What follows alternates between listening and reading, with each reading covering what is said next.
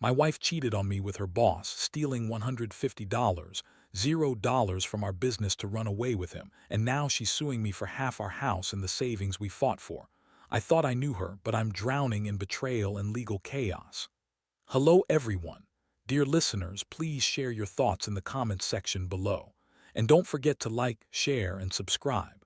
Now, let's begin the video. Using a throwaway for obvious reasons, with certain specifics modified to preserve anonymity. I never thought I'd be the guy sitting here, writing this kind of story, but life has a funny way of throwing you into the deep end without warning. It started with little things, her late nights, her phone always locked, the odd attitude shift. But I brushed it off, convinced I was just overthinking it. After all, we'd been together for 10 years, built a business together, fought through the hard times. I thought I knew her inside out. Turns out I was dead wrong. It all came crashing down one afternoon when I decided to surprise her at work. I had a gut feeling, a little voice nagging at me that she was hiding something. I wasn't expecting to find her in her boss's office, laughing a little too hard, her hand resting on his knee. The door was slightly ajar and I saw enough to know what was going on. My stomach dropped. My wife, Jessica, was cheating on me with her boss, Mark. I saw her lean in for a kiss and I saw Mark's hand slide up her thigh. I froze outside the door, feeling like I'd been punched in the gut. I couldn't believe it. All those late nights she claimed were business meetings. All the excuses about working late, about needing to focus on the company. She'd been screwing her boss the entire time. And the worst part, I found out she stolen around $150, $0 from our business account to run away with him. She was planning to leave, take everything we built, and start fresh with Mark somewhere far away, probably to escape the mess she created. I stayed there for what felt like hours, staring at the closed door, trying to process what I'd just seen. My mind was racing, trying to make sense of it all. How could she do this? How could she betray me after everything? We had our problems, sure, but I thought we were building something real. Turns out she was just pretending all along, playing the role of the loyal wife while secretly planning her escape. When I finally got the courage to go home, I felt numb. I didn't tell her I knew right away. Instead, I waited, trying to come up with a plan. I needed to confront her, but I also knew I had to be prepared for whatever lies she would throw at me. Jessica was a master at spinning stories, twisting the truth, making herself the victim. She always had a way of making me feel guilty, like I was overreacting or being paranoid. But not this time. I had seen enough. That night I sat in silence, staring at our wedding photos, memories flooding back. How did I miss the signs? How did I not see what was right in front of my face? I'd always trusted her, and now it felt like that trust had been shattered into a million pieces. I felt betrayed, angry, devastated, all at once. She had stolen not just money but my sense of security, my faith in what we had built. The next morning I decided I wasn't going to let her get away with it. I needed answers, and I needed to make her face the reality of what she'd done. I didn't want to be the fool who got played, but I also knew I couldn't stay in this relationship anymore. It was over. The betrayal was too deep, the lies too many. I started planning how I was going to confront her, how I was going to protect what was left of my business and myself from the fallout. That's when I realized that this wasn't just about her cheating. It was about the entire foundation of our life crumbling beneath me. I had to decide whether to fight for what was left or walk away. Honestly, I didn't know if I could do either right now. All I knew was that my world had turned upside down in the blink of an eye, and I was drowning in betrayal, confusion, and a rising flood of anger that wouldn't let me go. After I saw her with Mark that day, everything in my life felt like it was shifting beneath my feet. I couldn't eat, couldn't sleep. All I could think about was how she had lied to me for years, how she stole from us, and how she was planning to leave with the man she claimed she only worked for. I kept replaying that moment in my head, trying to find some kind of clarity or reason, but all I got was a deep, burning rage. I decided I had to confront her. No more hiding, no more pretending I didn't know. That night I waited until she came home from her business trip, which I now knew was a lie. She walked in with her usual smirk, acting like nothing was wrong. She was bitchy, dismissive, like she thought she could brush this off with her attitude. I looked at her and just said, "Jessica, I saw you. I saw you with Mark. I saw what you're trying to run away with, and I know you stole from us." Her face froze for a second, but then she rolled her eyes and threw her head back, acting like it was no big deal. "Oh, come on, you're being dramatic," she snapped. "You're overthinking everything. Mark is just a friend. We're not doing anything wrong. You're paranoid as usual." That was her favorite line, blaming me for being jealous or insecure, but I wasn't buying it anymore.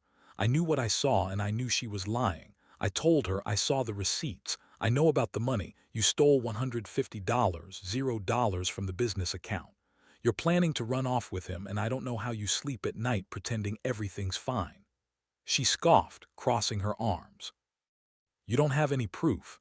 You're just jealous because Mark is successful and I have a good job. You're insecure, that's all. Besides, I'm tired of your accusations. Maybe you're the one cheating, huh?" That was her go-to move, deny everything, throw accusations back at me, make me feel guilty for catching her. But I wasn't falling for that anymore. I pulled out my phone and showed her the bank statements, the emails, the texts. There was no denying it now. She was caught red-handed. Her face turned red and she started yelling, "You can't do this to me. You're ruining everything. I deserve better than this, better than your stupid accusations. You're just bitter. Because I don't want to be stuck with a loser like you." I could feel my blood boiling. How dare she call me a loser after all we built? I told her, "You're leaving with him, stealing from us, and you think I'll just stand here and take it? No, this is over. I want you out of my house, and I want the truth, no more lies." She stormed into her room, slamming the door. I stood there, trembling with rage and heartbreak. I knew I had to act fast. I called my lawyer the next morning, told him everything, and started the process of protecting what was mine, our house, our savings, everything we fought for. I also planned to confront her again, this time with proof, and demand she face the consequences of her actions. But even as I prepared for battle, I felt a strange mix of emotions: anger, betrayal, sadness, and an unexpected sense of clarity. I realized I'd been blind for so long, trying to believe in a that was never real. Jessica had always been bitchy, manipulative, and selfish, but I never wanted to see it. Now I was faced with the harsh reality that she had been betraying me for years, secretly planning her escape while pretending everything was fine. It hit me hard that she had stolen not just money but my trust, my dignity, and my sense of stability. I'd fought so hard to keep us afloat, to build something meaningful, only to find out she was actively working to destroy it all. The betrayal cut deeper than I ever imagined, and I knew this was only the beginning of a long, messy fight. I had to decide whether I wanted to try to save what was left or cut my losses and move on. Honestly, I was leaning toward the latter. I couldn't keep living in a house filled with lies, knowing the woman I loved had been lying to my face for years. The days that followed were a blur. I was consumed with lawyers, financial records, and trying to piece together just how badly I'd been played. Jessica, of course, played the victim at every turn. She spun some story about how her boss, Mark, was just a mentor, and how she'd only been confused about her feelings. She tried to paint herself as the wronged wife, saying I was controlling and jealous, as if she hadn't just been caught red-handed planning her escape with stolen money. I remember sitting across from my lawyer, David, and going through the evidence I'd collected: bank statements showing transfers, emails where she discussed her plans with Mark, and even some texts where she was clearly trying to hide her tracks. David kept telling me to stay calm, but inside I was boiling. I felt like I was drowning in betrayal. I had always thought I was the one holding everything together: the business, our home, her. And now I found out she'd been secretly tearing it all apart, piece by piece. Jessica's reaction to the legal threat was typical. She immediately filed for a legal separation, claiming half of everything, including the house and our savings. I knew she was trying to leverage her affair and her theft to get her way. She threw accusations, claiming I was abusive and controlling, which was a complete lie. She was the one manipulating, lying, and stealing. I had proof of that, but she'd always been good at twisting the truth to make herself look innocent. Meanwhile, she kept up her bitchy attitude, throwing around insults and trying to undermine me at every turn. She told friends and family I was crazy and possessive, even though I'd never raised a hand to her or even yelled. She wanted everyone to see her as the victim, while she was the one who'd betrayed me, stolen from me, and tried to run away with her boss. The more she lied, the angrier I got. I kept thinking, how did I not see this? How did I miss the signs? One day, I found out she had already taken about $150, $0 from our business account. That was everything we'd been saving for years, our kids' college fund, our retirement. She transferred it all to some offshore account, planning to disappear. I felt sick. I had poured my blood, sweat, and tears into that business, and she just took it all like it was nothing. That's when I realized the depth of her betrayal. This wasn't just infidelity, it was theft and betrayal on a level I never thought possible. Her excuses kept changing. First, she said she needed a fresh start. That Mark was the love of her life, and that I was holding her back. Then she claimed I was abusive and controlling, trying to turn friends against me. It was clear she was panicking, trying to cover her tracks and make herself look like the victim. But I could see through her lies now. She was desperate, cornered, and willing to do anything to escape the mess she'd created. The hardest part was how she continued to deny everything, even when confronted with concrete evidence. She'd lie, deny, and then turn around and accuse me of being the one cheating or lying. I felt like I was losing my mind sometimes. I didn't recognize her anymore. She had become this bitchy, manipulative version of the woman I married, cold, calculating, and ruthless. I kept asking myself, how did I miss the signs? How did she hide this from me for so long? I started to think about what I wanted, whether I should fight to keep everything, or just cut my losses and move on. Honestly, the thought of losing the house, the business, everything we worked for made me sick. But at the same time, I knew I couldn't keep living in this betrayal. I was tired of the lies, tired of the betrayal, and tired of feeling like I was drowning in chaos. One thing I knew for sure, Jessica had made her choice. She chose Mark over us, over our life, over our family. That realization hit me hard. It was the moment I decided I wouldn't let her take everything without a fight. I was going to stand my ground, protect what was mine, and make sure she paid for what she'd done.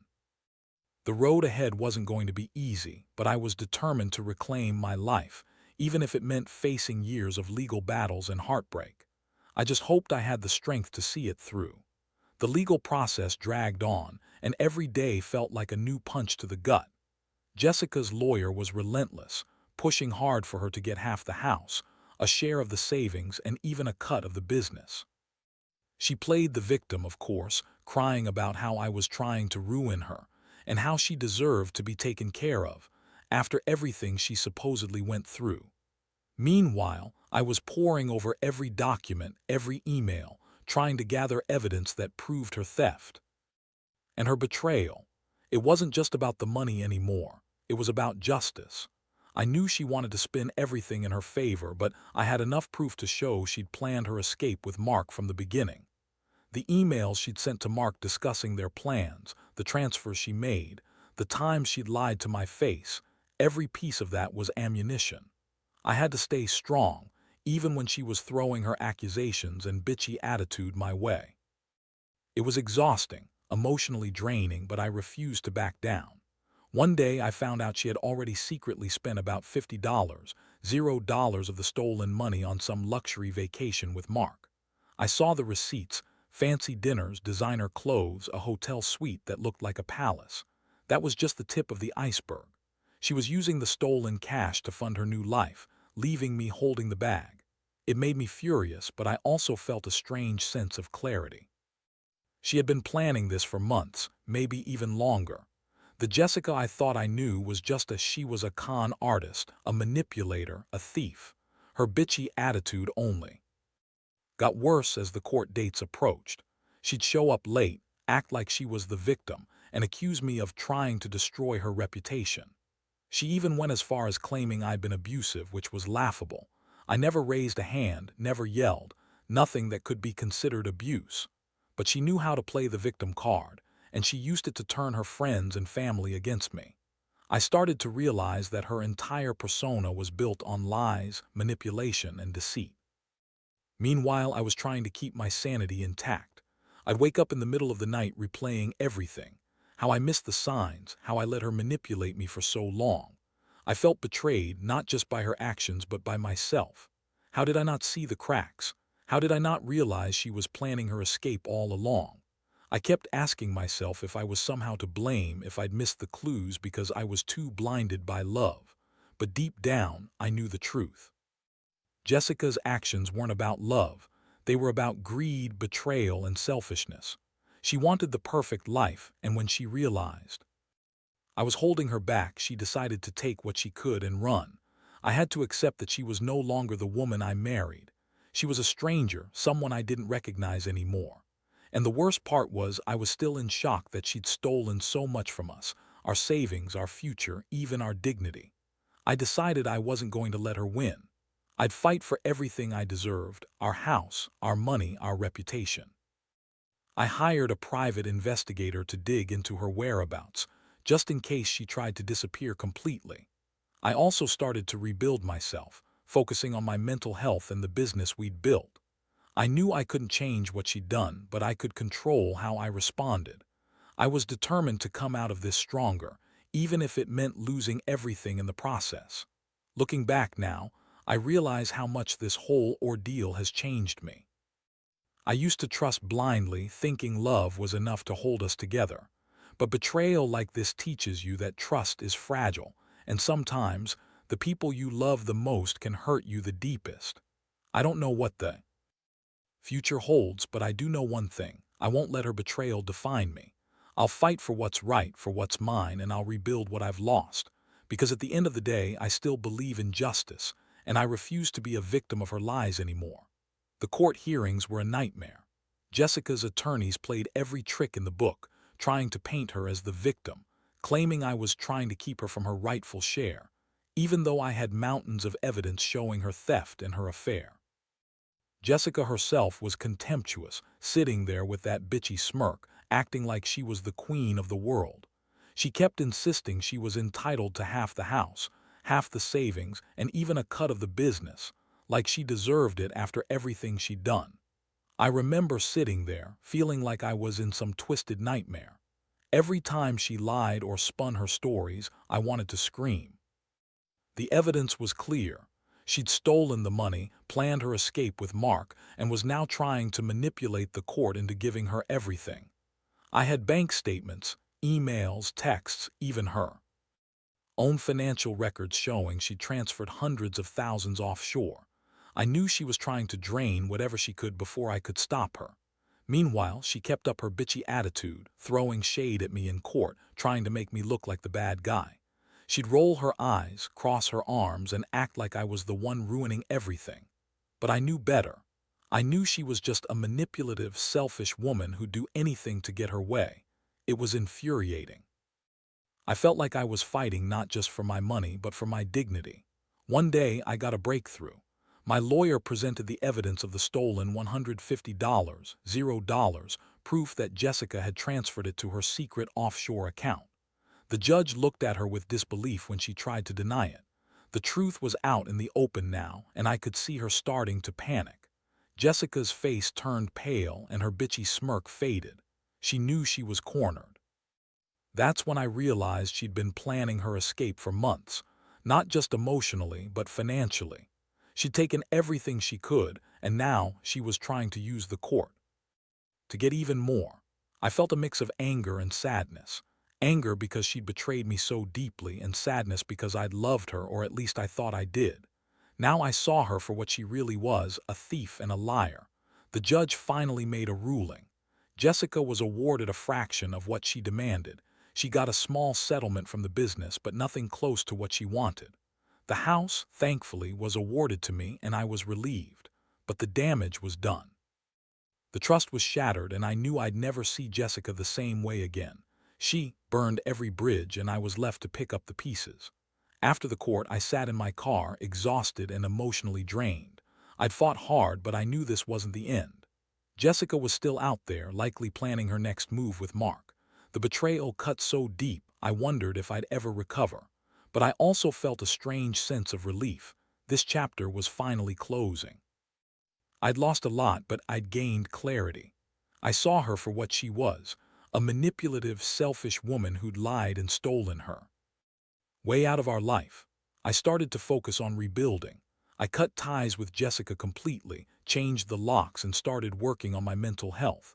I knew I had to stay strong for myself, for my business, for my kids. I also hired a private investigator to keep tabs on her, just in case she tried to come back or disappear altogether. I wanted to make sure I was protected, even if it meant living with constant uncertainty.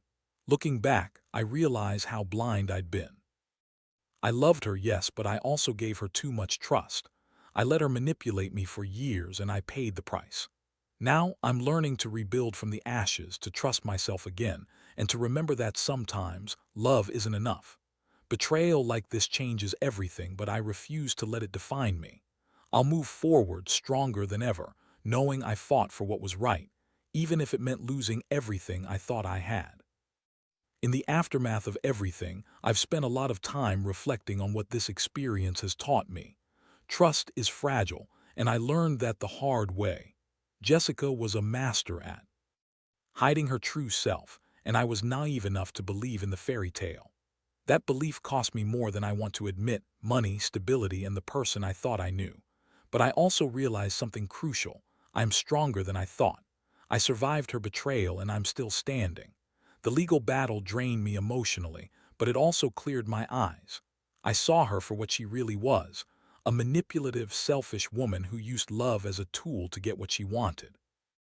The betrayal cut so deep I wondered if I would ever fully trust again, but I know I will.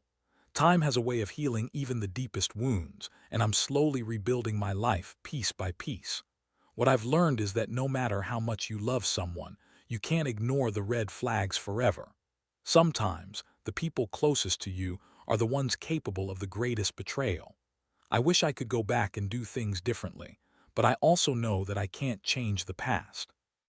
All I can do is learn from it, move forward, and be cautious about who I trust next time.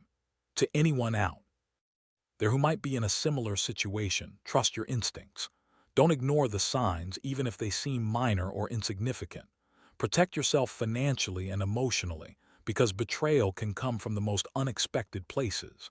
And when it does, don't be afraid to fight for what's right. It's not easy, and it hurts like hell, but standing your ground is the only way to reclaim your life and dignity. Now, I focus on my kids, my business, and rebuilding my sense of self. I've come to accept that some things are beyond my control, but my reactions are mine to choose. I refuse to let her betrayal define me or ruin my future. I've learned that resilience isn't about never falling down. It's about getting back up every time, no matter how hard it is. I'm still healing, still learning to trust again, but I'm also grateful. Grateful for the lessons, the strength I found within myself, and the clarity that betrayal brought into my life. I know I'll never forget what happened, but I also know I won't let it break me. I'm moving on, better and wiser, with a sharper sense of who I am and what I deserve, and that's the real victory.